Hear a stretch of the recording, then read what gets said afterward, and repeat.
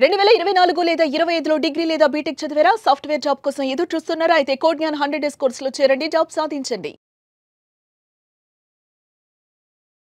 చాలా మంది స్టూడెంట్స్ చేసేటువంటి అతిపెద్ద తప్పు ఏదైనా ఉంది అని అంటే ఏదైనా డిగ్రీ చేసినటువంటి వాళ్ళు, ఎస్పెషల్లీ బీటెక్ చేసినటువంటి వాళ్ళు బయట ఏంటంటే ఇంట్లో చెప్పుకోలేరు. వీళ్ళకి కొన్ని హెచ్చులు ఉంటాయి. ఎలా అంటే సాఫ్ట్వేర్ అంటే మేము ఇంజనీర్ చేసాం కదా, ఇంజనీరింగ్ కంప్లీట్ చేసాం కదా, బట్ వీళ్ళకి పర్సంటేజ్ తక్కువ ఉందన్న విషయం మాత్రం వీళ్ళలో చెప్పుకోలేరు. కానీ నేను లైఫ్ లో సెటిల్ అవ్వాలి అని రిగ్రెట్ ఫీల్ అయ్యేటువంటి వాళ్ళు, గిల్ట్ ఉండేటువంటి వాళ్ళు స్టూడెంట్స్ కొంతమంది ఉంటారు. సో వాళ్ళ కోసం ఈ వీడియో చేద్దామని అనిపించింది నాకు.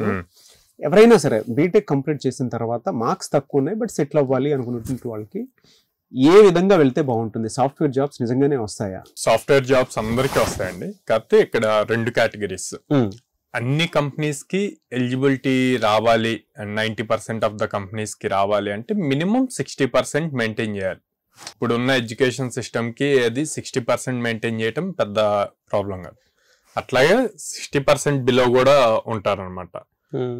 వాళ్ళకి డిఫరెన్స్ ఎక్కడ వస్తుంది? శాలరీ పాయింట్ లో డిఫరెన్స్ వస్తుంది.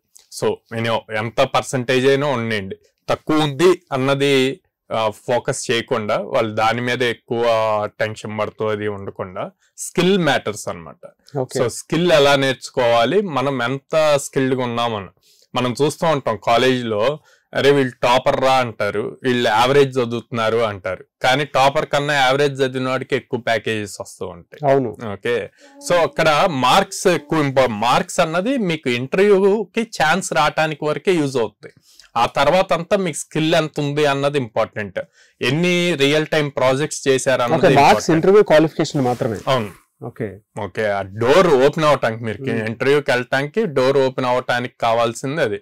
సో ఒక పెద్ద టాప్ కంపెనీస్ అయితే 70%, 75% అట్లాగా పెడతాయి అన్నమాట కట్ ఆఫ్. మీడియం లెవెల్ ఇవన్నీ కూడా 60% అబోవ్ పెడతాయి.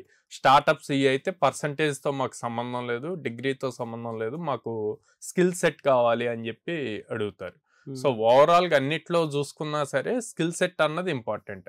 ఆ స్కిల్ ఎలా నేర్చుకుంటున్నాం అన్నది ఇంపార్టెంట్. బేసిక్గా ఫ్రెషర్స్ ఎలా ఉంటారు అంటే, ఇవాళ పైథాన్ నేర్చుకుంటున్నారు అనుకోండి, 1 month తర్వాత ఏదో ఒక యూట్యూబ్ వీడియో కానీ లేకపోతే ఎవరో ఫ్రెండ్ చెప్పారు అని చెప్పి మళ్ళీ సైబర్ సెక్యూరిటీకి వెళ్తారు, మళ్ళీ ఆ తర్వాత మళ్ళీ టెస్టింగ్, ఇట్లాగా చేంజ్ అవుతూ ఉంటుంది. అట్లా కాకుండా కాన్స్టెంట్గా ఒక్కదాని మీద ఫోకస్ చేసి ఒక 6 months ప్రాపర్గా స్కిల్ నేర్చుకుంటే కనుక జాబ్ క్రాక్ చేయటం ఈజీ అవుతుంది అన్నమాట. 6 months ఫోకస్ చేయాలి. అవును, డైలీ 4 hours లెక్క.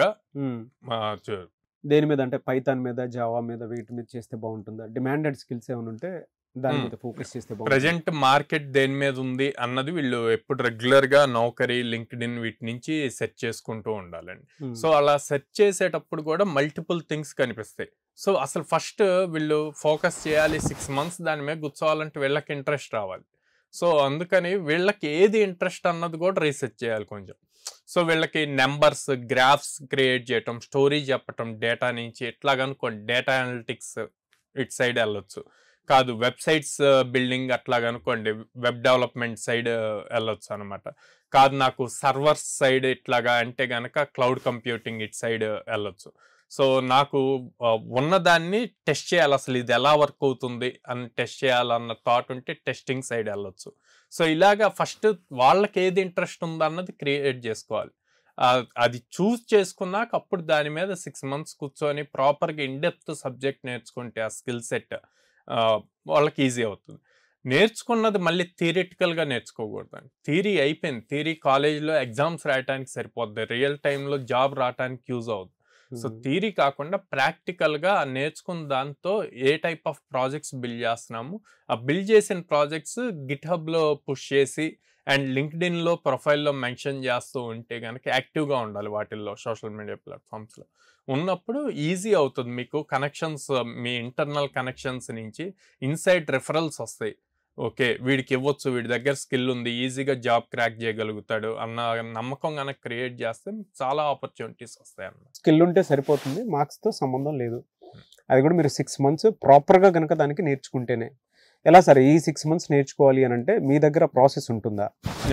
మా దగ్గర లైక్ 100 days ట్రైనింగ్ ఉంటుందండి. 100 days మేము టెక్నికల్ ట్రైనింగ్ ఇస్తాం, బట్ వాళ్ళకి ఫ్రెషర్ ట్యాగ్ కంప్లీట్ అయ్యే వరకు సపోర్ట్ ఇస్తాం.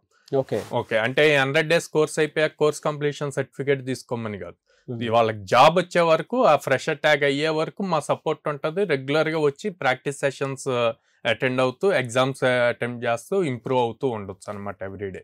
ఓకే, మీ దగ్గర ఆల్మోస్ట్ అంటే ప్రాసెస్ అంతా ఏ విధంగా ఉంటుంది? ఒక స్టూడెంట్ మీ దగ్గర జాయిన్ అయితే ఎలాంటి బెనిఫిట్స్ అండ్ ఆపర్చునిటీస్ ఇస్తారు? సో మా దగ్గర బేసిక్ గా కోర్స్ కి ఛార్జ్ చేస్తామండి. 100 days కోర్స్ ఏదైతే ఉంటుందో దానికి ఛార్జ్ చేస్తాం. ప్లేస్మెంట్స్ అన్నది ఫ్రీ. 2 years సపోర్ట్ ఇస్తాం వాళ్ళకి ఫ్రెషర్ ట్యాగ్ అయ్యే వరకు. 2 years సపోర్ట్. ఎందుకు అంటే మాకు దాదాపు 800+ కంపెనీస్తో అసోసియేషన్ ఉండటం వల్ల మంత్కి మినిమం 15 drives తీసుకొస్తూ ఉంటాము. సో ఇది స్టూడెంట్కి బెనిఫిట్ అవుతుంది, ఒక కంపెనీ కాకపోతే ఇంకో కంపెనీ ట్రై చేయడానికి అనమాట.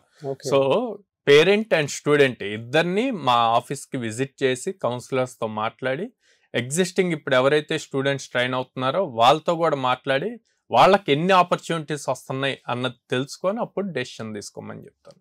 ఈఎంఐ ఆప్షన్ ఉందండి? ఈఎంఐ ఆప్షన్ ఉందండి. సో 2 years ప్లేస్మెంట్స్ అయితే రెగ్యులర్ గానే చూపిస్తారు మీరు.